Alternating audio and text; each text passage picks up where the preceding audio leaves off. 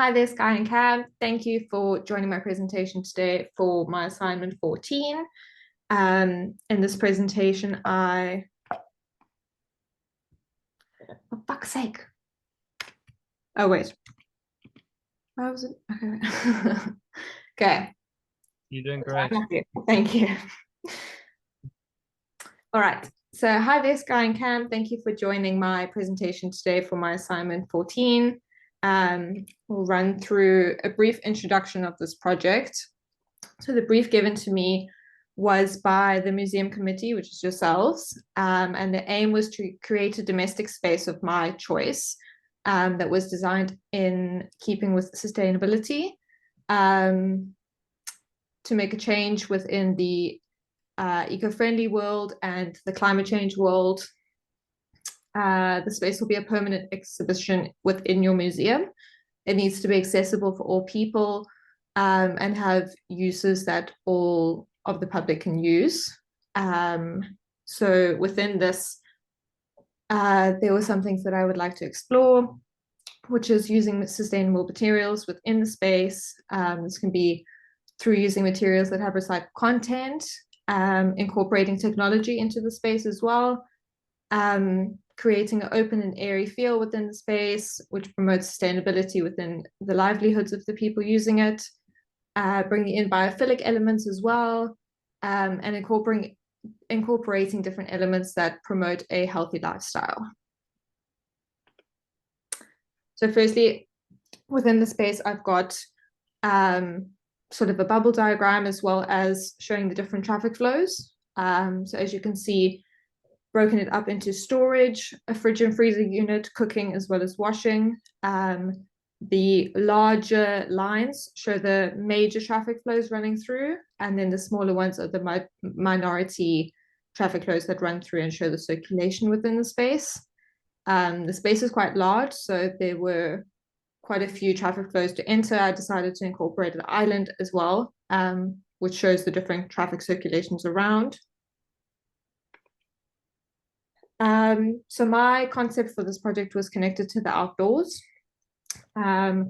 creating a space that brings the outdoors in, promotes a healthy lifestyle. We all know the benefits of being outdoors and in nature, in terms of physical aspects and mental health aspects. I've got a few images here just to show the overall look and feel of what I was trying to achieve, as well as my final floor plan that I came out with. This is the final floor plan that I've created. So we've got the space, again, quite large. It's about 4 meters by 6 meters wide. Within the space, we've got all the cabinetry running alongside walls D and C. We've got washing unit on wall D, which is obviously your sink, tap, basin, mixer. And then on wall C, we've got a cooking facility. In the middle, I've incorporated an island. This shows all the storage uses within the island. It's quite large. It's about 2 meters by 1.2 meters. Yeah, so that is my floor plan. Again, on the side, you can see all the different things that are numbered, all the cabinetries and their specs and heights. Then I've got an elevation of wall C, which is the cooking side. You can see the black is obviously the island that you can't see behind it, but there would be a range and then a stove top. I've got a induction unit that is built in and concealed. I've also got 2 shelving units above that. And then the rest will be cabinetry, all built up to a 2.5 height. Then I've got a wall D elevation as well. So this is the other side that has the washing unit. So it'll have sink, mixer, basin, all of those. Running along this is a smaller lead shelf, running just above the height. And then above this, I've picked out a bespoke wallpaper. That'll go above this, you'll see in the renders. And then below, we've got all the cabinetry running along as well. This is my electricals plan. So it shows all the lighting running through. So we've got recessed down lights running through, as well as the two pendant lights that hang above the island. Shows as well all the light switches, plug outlets, recessed down lights, as well as fluorescent light strips over here that go under the shelving unit by the cooking area. So here I've got my SketchUp model. So this shows a general overview of the space. Obviously, we've got our big island here that has incorporated storage. Then this was wall D. We've got the cooking, the stove top, as well as the induction that is concealed within the space. And then this back wall has our sink, tap mixer, as well as the wallpaper that runs along. So this is one of the views. That's another view. That's the view of the wall D with all the cabinetry. And there you can see a closer look. Because this is a SketchUp model, the materials aren't exactly to what they would be in real life. For example, this timber would be a lighter oak timber. This would be sort of a Kalakata marble. So it doesn't show 100% up on the SketchUp renders. I've done some very intuitive,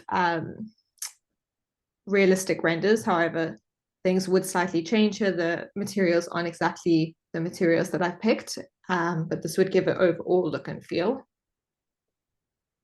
So there's the second one.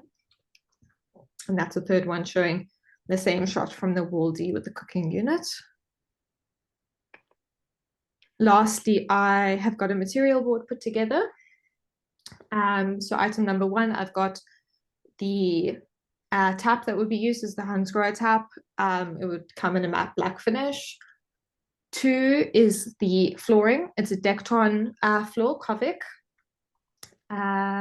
3 would be a timber sample for all the cabinetry. It's a light oak color. Just be matched to something of this similar. Number 4, I've got the bespoke wallpaper that'll run through. So this is actually a mural wallpaper. It'll run through. It's got quite a large run, so it won't repeat too often. So on a full wall, it looks really nice, and it looks like a proper landscape that runs through. This is just sort of a section of it. Number 5, I've got the countertop marble, which is again a Decton that'll run through on all the countertops as well as the island base. And then 6, I've got the paint that'll run through, which is a furrow and ball paint called Purbeck stone. It's like a warm gray that'll run through on the painted walls. So yeah, that is the presentation altogether. If you guys have any questions. Okay, fantastic. That was really good.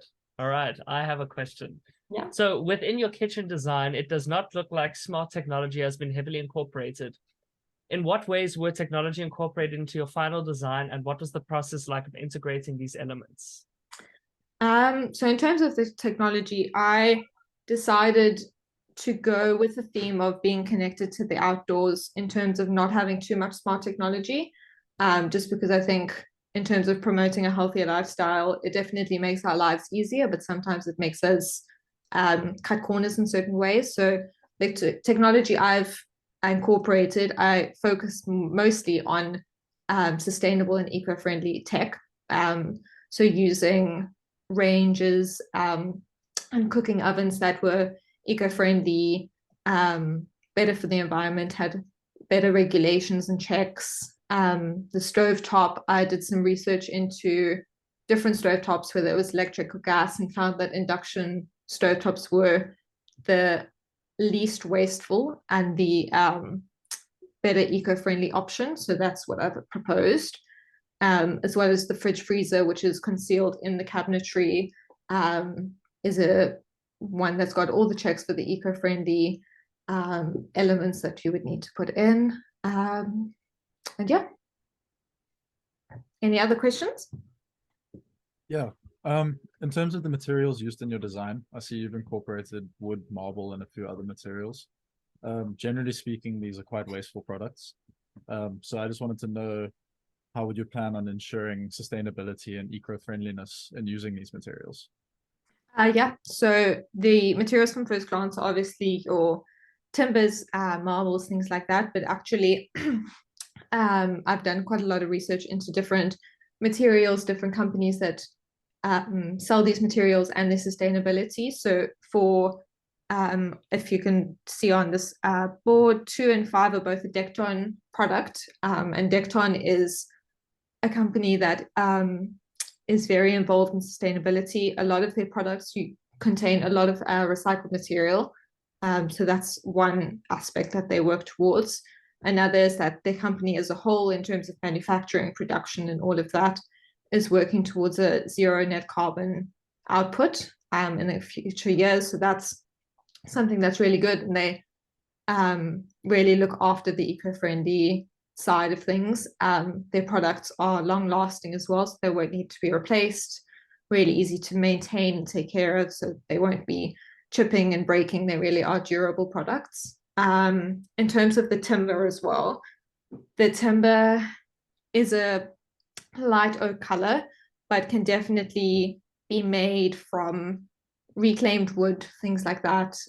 It'll be up to, for this project, kitchen manufacturers to source that timber, hopefully from a local sustainable source. Again, reclaimed wood would be a good option. It's becoming more and more popular, and a lot of brands, the top selling brands these days that do the cabinetries and hardwoods and things like that, are doing reclaimed wood, which is basically wood that's been taken from sources where it can't be used anymore and reclaimed into kitchens, flooring, all sorts of things. So yeah, in terms of the materials that I've specced, I have tried to keep sustainability at the forefront, using materials that I know are durable, long lasting, as well as promoting companies that I know work towards eco-friendly ideas. And yeah.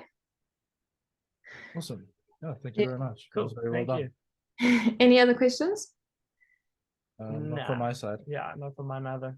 Cool. All right. Well, thank you so much for listening to this presentation and joining me today, and for all your feedback given. Yeah, thank you so much. Cool. Cheers.